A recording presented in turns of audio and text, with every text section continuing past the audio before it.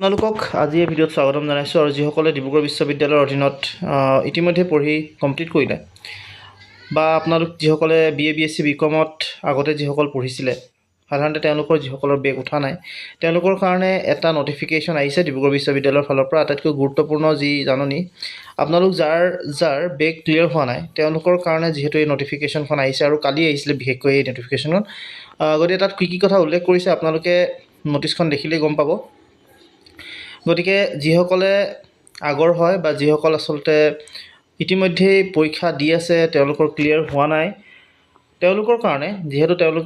আমাৰ ডিব্ৰুগড় ইউনিভাৰ্চিটিৰ ফালৰ পৰা এটা নটিছ আহিছে দেখিছে notification regarding BA BSc BCom first second third fourth fifth six গোটেইখিনি ছেমিষ্টাৰ TDC নন CBCS যিসকল নন CBCS আছিলে তেওঁলোকৰ কাৰণে এক্সামিনেশ্যন এটা স্পেচিয়েল এক্সামিনেশ্যন আচলতে পাতিব। গতিকে তাৰ ফৰ্ম ফিল আপৰ যি নটিফিকেশ্যন সেইটো আহিছে মই ভাবিলোঁ আপোনালোকৰ দৰকাৰী হ'ব যিসকলে হয়তো বেগ আছে নন CBCSৰ আছিলে চ' গতিকে এইখিনিৰ কাৰণেই এই ভিডিঅ'টো মই বনাবলৈ চেষ্টা কৰিছোঁ আৰু ইয়াত কোনসকলে ফৰ্ম ফিল আপ কৰিব পাৰিব গোটেইখিনি কথা যিহেতু তেওঁলোকে উল্লেখ কৰিছে আৰু এটা এটাকৈ ডিটেইলছবিলাক মই আপোনালোকক দি গৈছোঁ। ইয়াত আপোনালোকে যিহেতু দেখিছে BA BSc BCom first second third fourth fifth six মানে ফাৰ্ষ্টৰ পৰা ছিক্সলৈকে যিখিনি নন CBCS আছিলে আগতে তেওঁলোকৰ কাৰণে হয় আৰু ইয়াত উল্লেখ কৰিছে কিছু কথা চাওক regarding form fill up of BA BSc BCom first second third fourth fifth six semester non CBCS special backlog examination for students who filled up the TDC non CBCS special examination 2025 forms but could not appear due to medical region.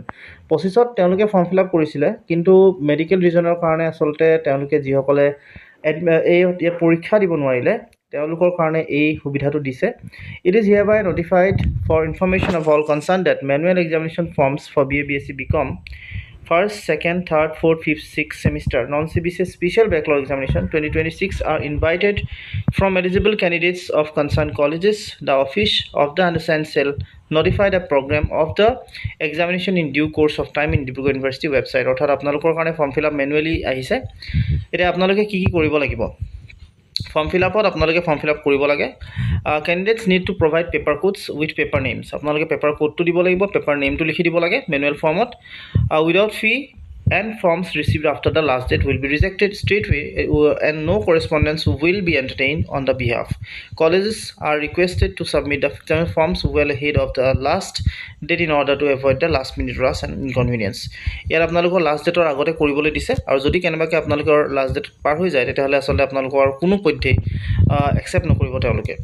ইয়াত কৈছে last date of submission of examination form by the colleges at the university 15/6/2026 আপোনালোকৰ last date হ'ব। Late fine নিদি কিনে আৰু late fine দি 22 তাৰিখলৈকে আপোনালোকে কৰিব পাৰে।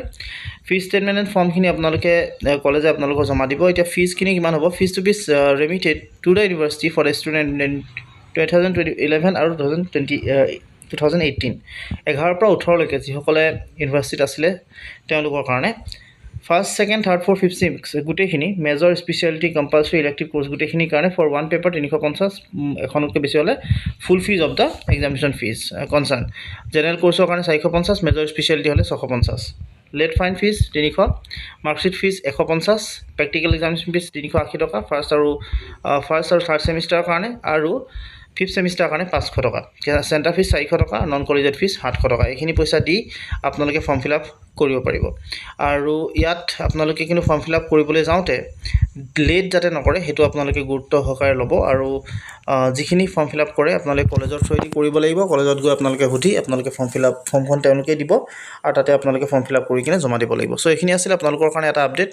আশা কৰিছোঁ ভিডিঅ'টো আপোনালোকে ভাল পালে যিসকল আগৰ নন CBCSৰ আছিল তেওঁলোকে যাতে ভিডিঅ'টো পায় বা যিসকলৰ বেকলগ আছিল বিভিন্ন কাৰণত তেওঁলোকে পৰীক্ষা দিব পৰা নাছিল মেডিকেল ৰিজনত তেওঁলোকৰ কাৰণে এইখিনি ইনফৰ্মেশ্যন আজিলৈ ইমানেই ধন্যবাদ।